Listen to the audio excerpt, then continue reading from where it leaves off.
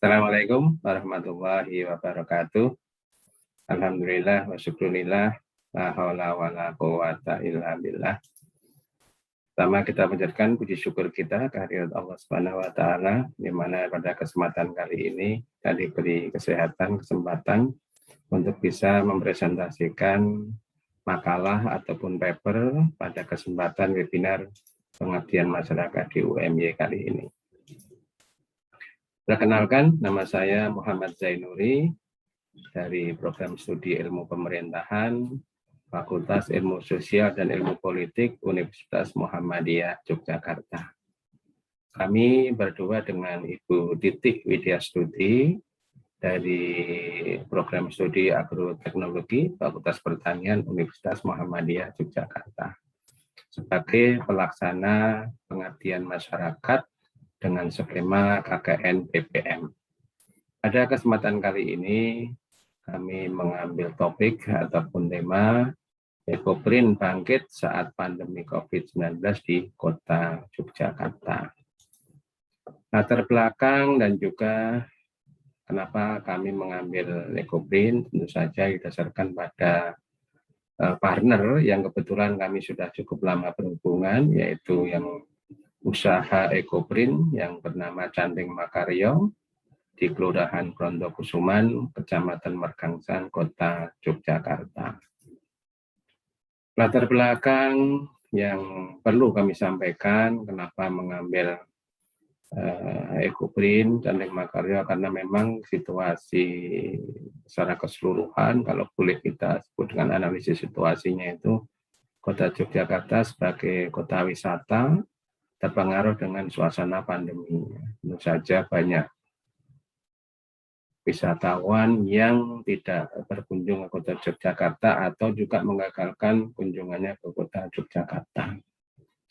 Nah, situasi pandemik sekarang ini tentu saja membawa banyak UMKM yang tidak beroperasi, malah sebagian besar juga ada yang gulung tikar tidak melaksanakan kegiatannya karena terhambat oleh adanya pandemi ini.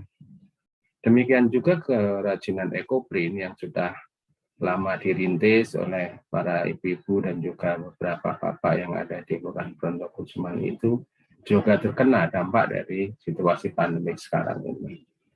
Nah, salah satu yang mendasari kenapa pengabdian masyarakat itu dilakukan adalah setelah mahasiswa melakukan survei, karena skemanya ini adalah merupakan KKN PPM, kami melibatkan mahasiswa melakukan survei dan juga kami sebagai supervisi di pengabdian masyarakat ini,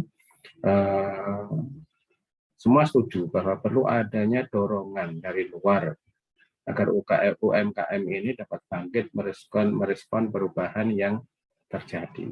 Nah, perubahan dari luar inilah yang dituntut peran perguruan tinggi untuk berkiprah di sana.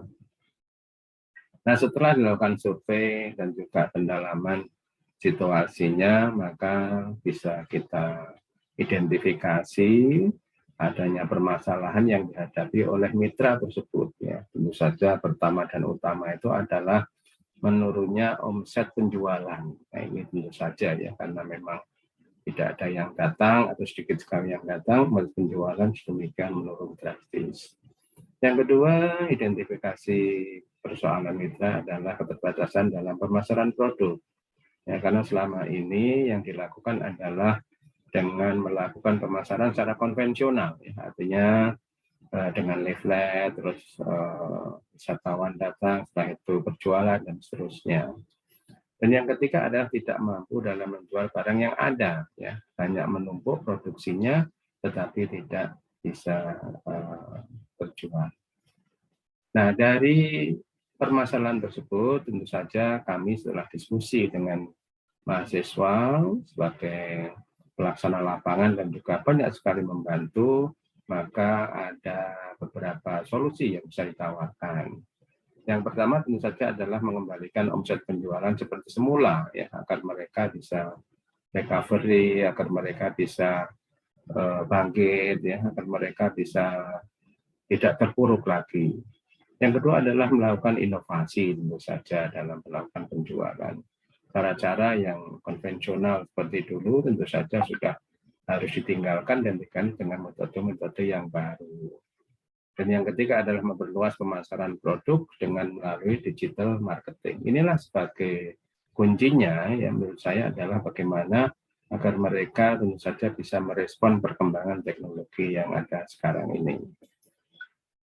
Nah, dari berbagai persoalan atau solusi yang ditawarkan itu tentu saja pakai metode yang lebih detail lagi.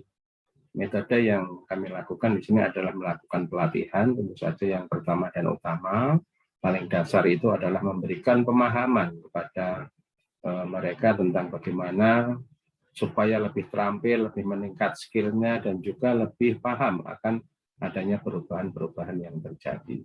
Yang kedua adalah melakukan pendampingan dan bimbingan teknis. Bagaimana menyusun bauran-bauran pemasaran yang baru dengan metode-metode yang baru yang berbasiskan pada elektronik. Yang ketiga tentu saja sebagai wujud dari keberlanjutan dari program ini agar nantinya kalau sudah selesai bisa dilaksanakan seterusnya perlu adanya pendampingan manajemen.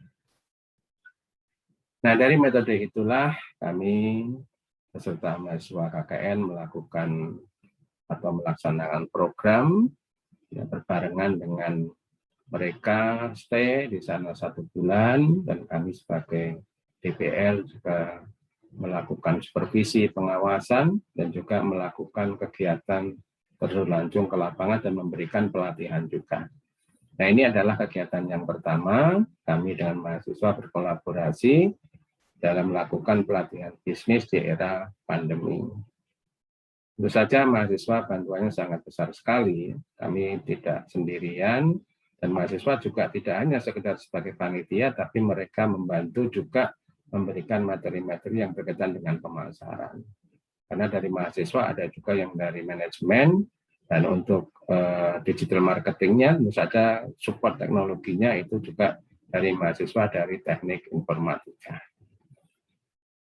Yang kedua adalah pendampingan pembuatan konten pemasaran. Nah, ini secara lebih detail, tidak hanya memberikan pemahaman, tetapi di sini lebih pada to-do, bagaimana melakukan konten-konten pemasaran itu dalam media handphone ini ya, ada yang handphone karena memang lebih praktis. Ibu-ibu ini sekarang lebih melek teknologi dan ada kalanya memang karena aksesnya kurang bagus sering dibantu dengan adanya anak ataupun kemenakan yang satu rumah di situ.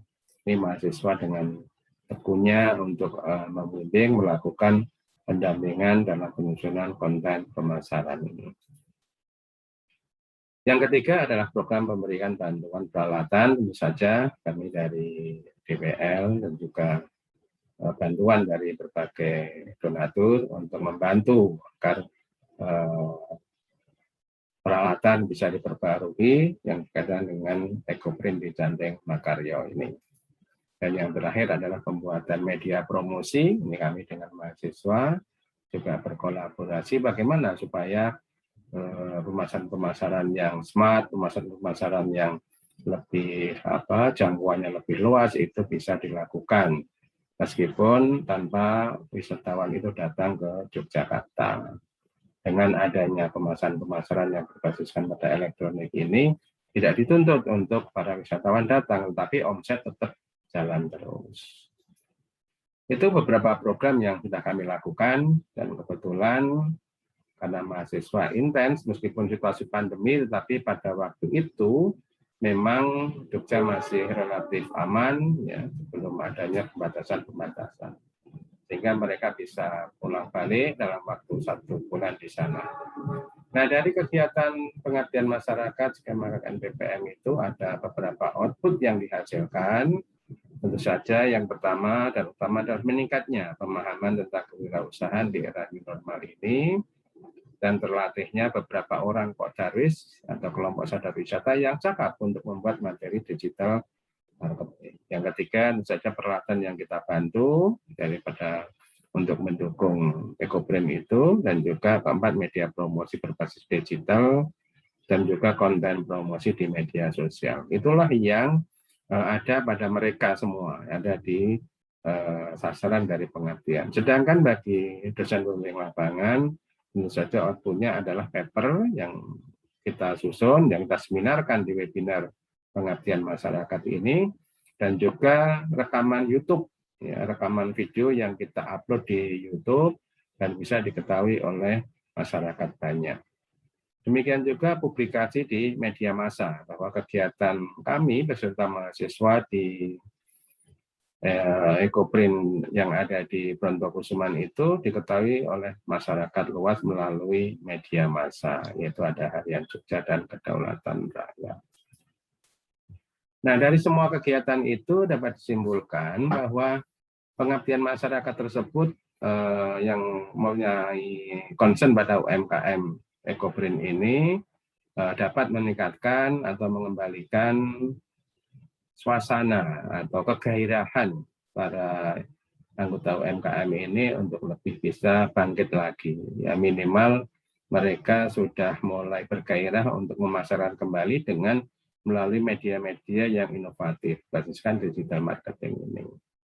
Demikian juga bahwa output dari program KKN ini diwujudkan dalam semua dapat diakses oleh khalayak yang berkepentingan melalui laman YouTube maupun juga melalui media massa. Saran yang bisa kami sampaikan agar mitra ini bisa berlanjut dan mitra ini bisa melaksanakan kegiatannya meskipun kegiatan itu nanti selesai, kita harapkan ada kesinambungan. Ya, karena itu pengabdian masyarakat ini lebih pada upaya bagaimana menumbuhkan motivasi dan mengembangkan diri agar supaya nanti setelah kegiatan ini selesai mereka bisa melanjutkan kegiatannya. Saya kira demikian paparan dari kami. Terima kasih atas perhatiannya dan juga kepada lembaga publikasi penelitian dan pengabdian masyarakat atau LP3MUMY, kami ucapkan terima kasih karena sudah memberi fasilitasi pendanaan, dan juga kepada mahasiswa yang terlibat dalam program KKN PPM ini, tak lupa juga kami ucapkan terima kasih. Dan terakhir juga kepada mitra Canding Makaryo di Kelurahan Brontokusuman yang sudah beberapa bulan menjadi mitra strategis dan saling belajar, saling asih dan asuh dalam rangka untuk peningkatan peran dari UMKM ini. Kami ucapkan juga terima kasih. Demikian paparan pada kesempatan kali ini kami akhiri. Billahi taufik wal hidayah. Wassalamualaikum warahmatullahi wabarakatuh.